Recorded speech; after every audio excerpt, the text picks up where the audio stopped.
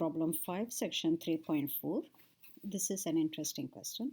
Suppose the function fx is an odd function and limit x approaches infinity, fx is 14. Use this information to evaluate x limit x approaches negative infinity of fx. Okay, so notice we don't know much about fx other than that it is an odd function and limit on the right is 14. Okay, so as fx is an odd function, the graph of fx is symmetric about the origin. Secondly, we have been informed that limit x approaching infinity of fx is 14. So what does it mean to say the graph of fx is symmetric about origin? Say pretend this is the graph on the right. Okay, it has to go through 0 because f is an odd function. All right.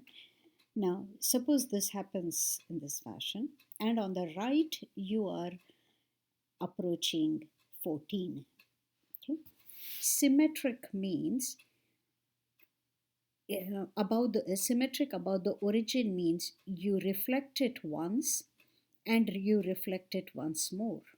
Okay, I don't want to draw it this way, but let me say something like this.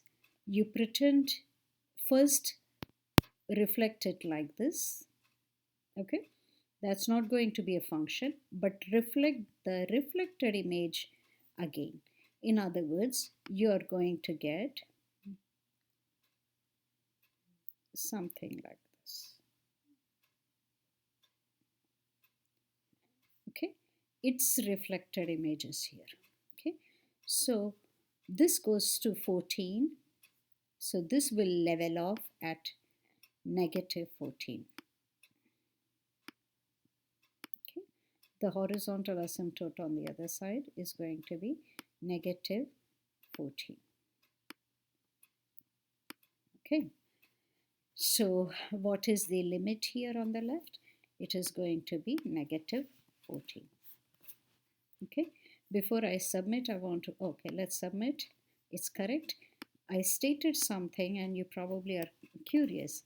Why, if f is an odd function,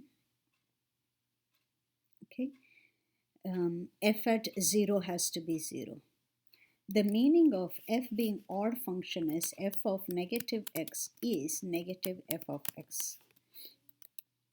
Okay, so this is what it means to be f being an odd function.